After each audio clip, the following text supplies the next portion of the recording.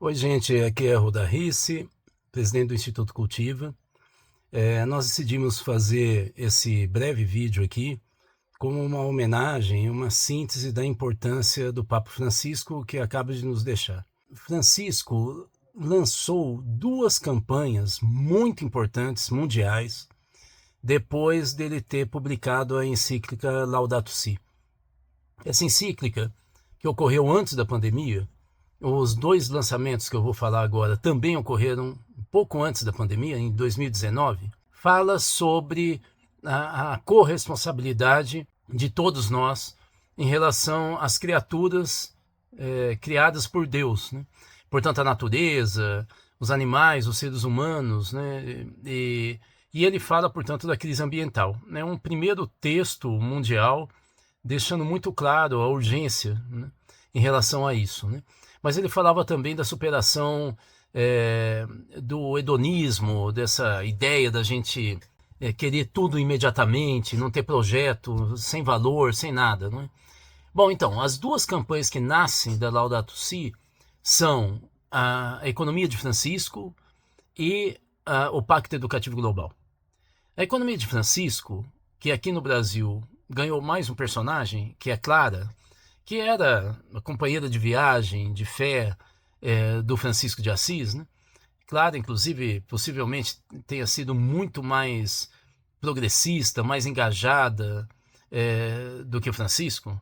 Mas o fato é que a Economia de Francisco é um projeto nacional, uma campanha nacional, um movimento nacional, nacional, internacional, que o Papa Francisco cria para estimular a articulação de todas as formas de economia que não visavam meramente o consumo e a destruição da natureza.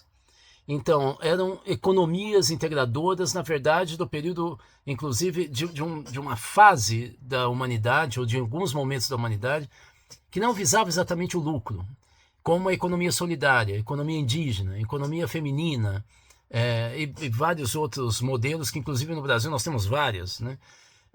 Como alguns bancos, né, cooperativos e moedas, né, específicas, inclusive municipais, né?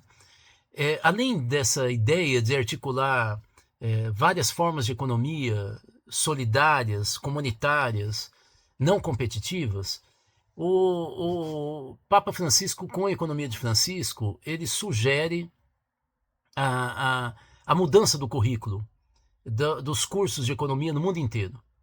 E aí ele chama para assessorá-lo grandes nomes da economia, inclusive alguns que tinham sido laureados com o Prêmio Nobel, e passam a articular, ou outros que tiveram o seu nome projetado nessa visão de uma nova economia, como o criador indiano, paquistanês do Banco do Povo, né, Grameen Bank, e ele então projeta um movimento para os jovens e com os jovens, né? Do Brasil, por exemplo, muitos jovens até agora estão engajados, mas estiveram com o Papa Francisco no grande momento desse movimento, que foi em Assis, na Itália. O outro movimento foi o Pacto Educativo Global, que eu tive a honra e o prazer de coordenar durante algum tempo a vertente do Pacto Educativo Global no Brasil, que articulava a sociedade civil. Nós criamos a partir daí 60 e poucas entidades que se reuniram em São Paulo e criamos a Associação Brasileira do Pacto Educativo Global. O texto que logo em seguida nós elaboramos para orientar a nossa ação está no site do Instituto Cultiva e você pode acessá-lo, né?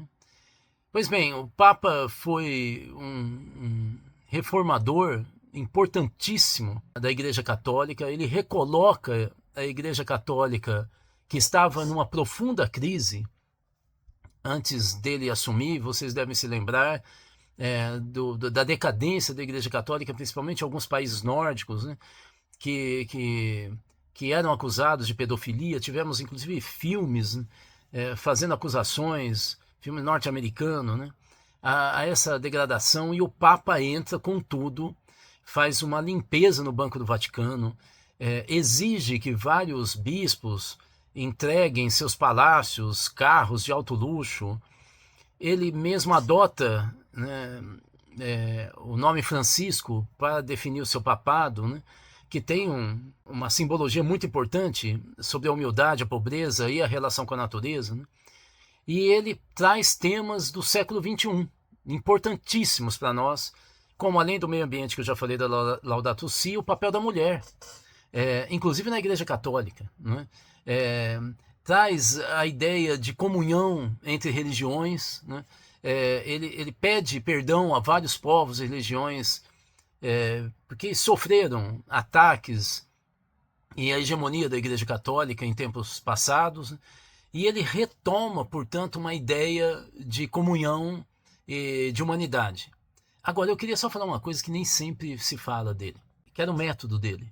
Era um método que, se você não conhecesse claramente, passo a passo, do que o Papa dizia, e o Papa era um educador, não sei se vocês sabem, mas ele era professor de letras e psicologia, inclusive ele tem algumas publicações, estou puxando aqui uma, tem uma publicação da PUC do Paraná, essa aqui, que é o projeto educativo de Francisco, em que tem os discursos dele durante o papado, que são uma coisa impressionante, a elaboração dele.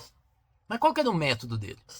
Eu vou falar como coordenador, eu fiz parte da coordenação da economia de Francisco e Clara no Brasil, e depois eu passei a coordenar o Pacto Educativo Global. A gente tentava conversar com o Vaticano, com os assessores dele, falando como é que a gente chama, então, faz a divulgação dos textos? A gente faz seminário com quem? Quem que a gente chama? E a resposta do Papa sempre era: façam do jeito que vocês acham melhor. Esse era o método dele. Um método de respeito à cultura e respeito às intenções de cada localidade, sem que ele orientasse de uma maneira centralizada.